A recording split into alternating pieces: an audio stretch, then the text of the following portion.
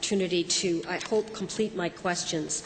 I'm just going to go back and pick up where I left off, which was around the cultural workers. And part of the point that I was trying to make there, and the Minister acknowledges that we did not get in on the 2010 federal survey of cultural workers, but part of the reason why, and this is what I was talking about last year, is that there's no designated organization in Alberta that is representative of cultural workers, that has the stamp of approval or the recognition from the government that they will listen to the group.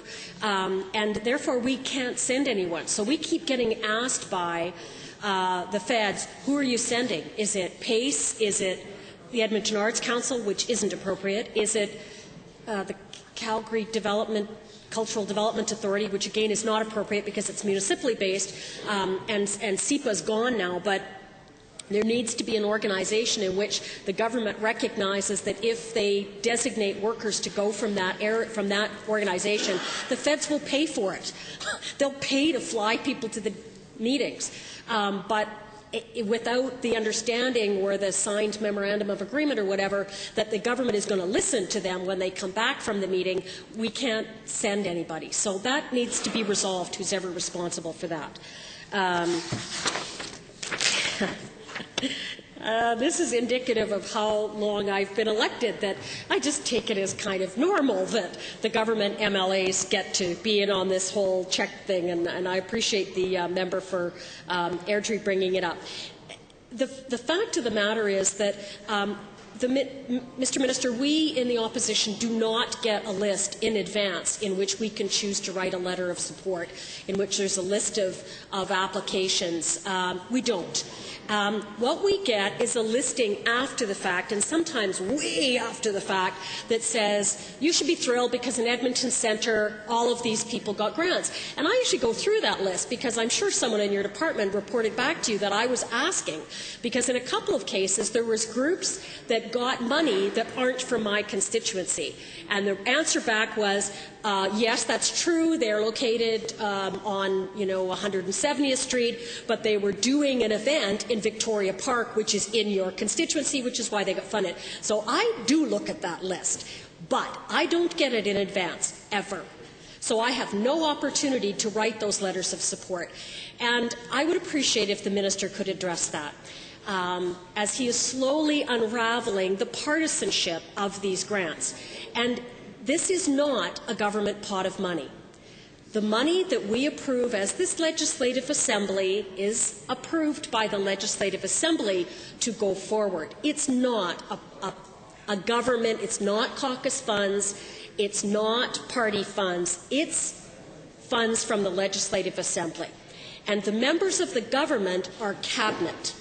So if you want to have a cabinet member go out and represent the government, big G government, to hand out a check, fair enough.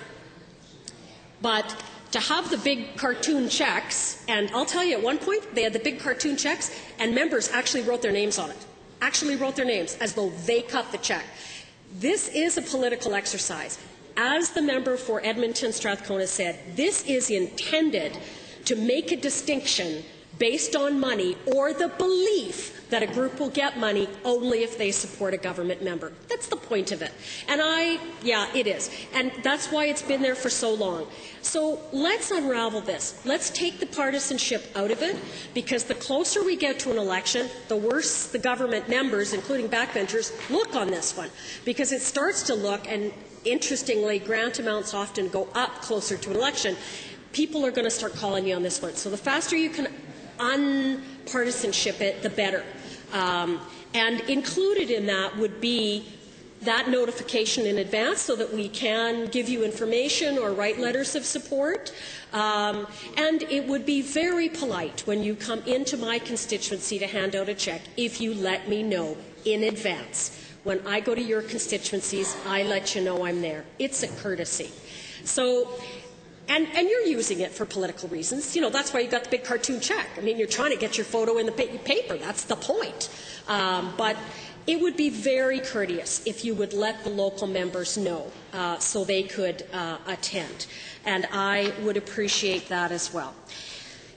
I want to talk about the Varscona Theatre as well. The City of Edmonton has been waiting and holding on to their grant money. I think they've ponied up $2 million. I think the feds are in for $2 million. Everybody's waiting on the province. Now, I gather you've just ironed that out as I sat here and listened, that the minister will be open or will pave the way for the Varscona Theatre Consortium to approach the appropriate caucus or caucus policy committee or however you guys organize that stuff to do this. But I just want to point out to the minister that money was found to support Vertigo Theatre in Calgary, money was found to support the Grand Theatre in Calgary, and in Edmonton we lost the CASA. And that is part of the reason why the Varscona has so much activity in it, because it is one of the only theatres. And very soon Catalyst is going to lose its space, and that will be, you know, next to Theatre Network, one of our only, and it's not considered a medium-sized theatre, by the way. It's 175 seats, so it's an F scale, I think. There is a distinct lack of equality between the two cities. And the minister will be quick to say, well, that was then and this is now, and times are tough and friends are few. The funding at the time that Vertigo got it was not so great. That was a tough time as well. And I really think that the government needs to step up on this one. They've been asking for a long time, they've been fundraising for a long time, and it's a very important theatre to the theatre community in Edmonton, and I would appreciate it if we could get that matching money and make it roll forward. So thank you for allowing me to put that on the record. Now, let me go back. The other thing you were talking about was the film industry, and you talked a lot about what the minister believes he's been able to affect as changes. There was a change in the grant structure, and the existing scheme was changed slightly. And I'm wondering if the minister's talked about how this is much better, but I'd like to know if contracts have been signed, because that's one of the things in this industry is there's a lot of talk. My goodness, they're good at talking. And I'd like to know if we've actually got signed contracts for some of the projects he's been talking about to go forward. Do we know if we've been able to woo any projects away from BC or New Mexico or Saskatchewan? That would be a lovely feather in the minister's cap. Have we got any signed contracts there? Here's something I heard about this morning.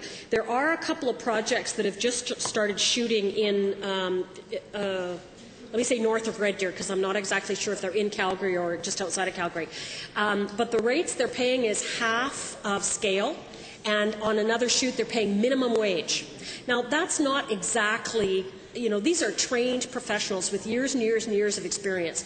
So I would be very upset to hear that the government was cooperating with a film company that was coming in and taking advantage of our workers because there's so little work out there that they are taking jobs at minimum wage. I don't think that's what the minister is trying to do here. I don't think it reflects well on us in allowing a company to come in and basically undercut our workers and to pay them far below what they're worth. And if you can possibly look into that and make sure that we haven't funded them, and if we have, use that big stick.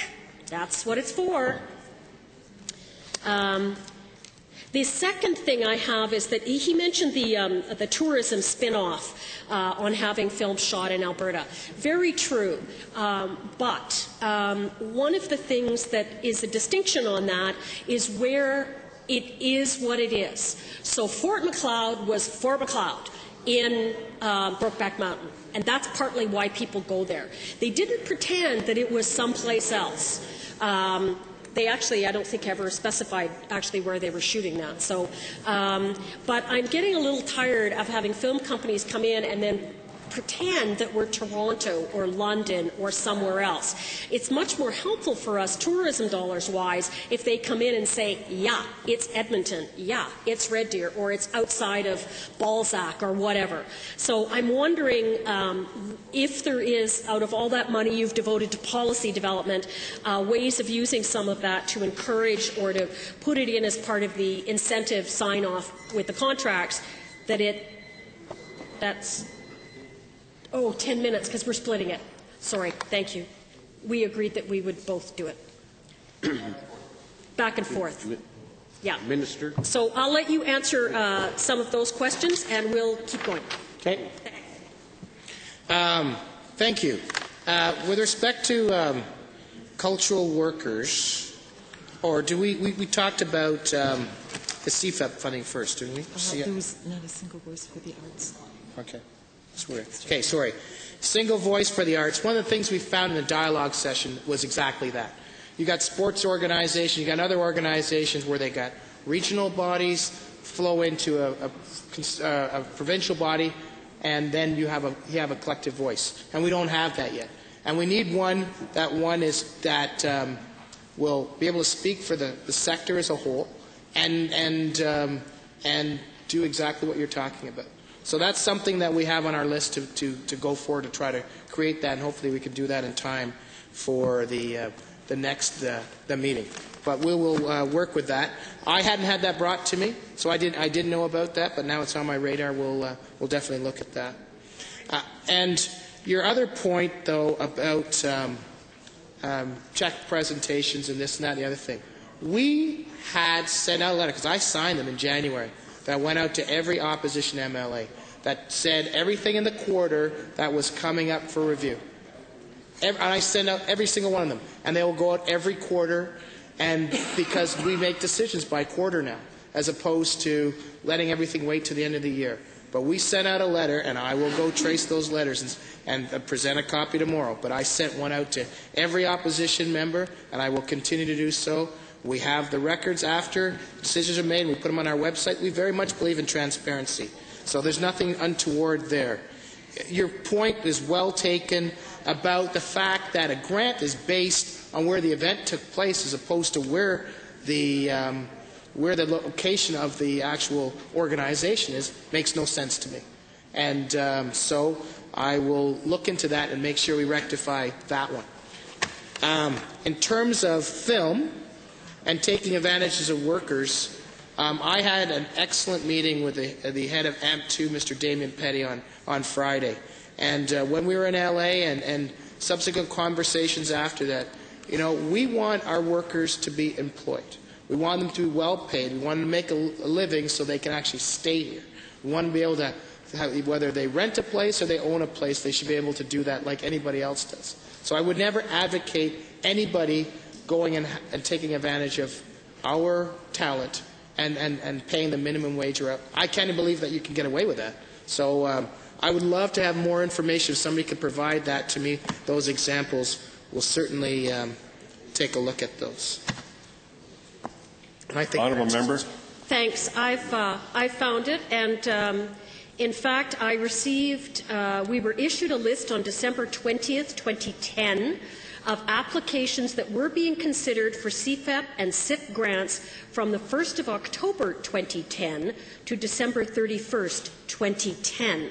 I'm not sure how that's in advance. That would have given me 10 days left in the quarter, and everything else had already passed. So the minister may well be signing this in September, but I didn't see it in my office until December the 20th for a quarter that went from the 1st of October to the end of December. Okay? You can understand the frustration on this side as a result of that. Thank you for allowing me that clarification.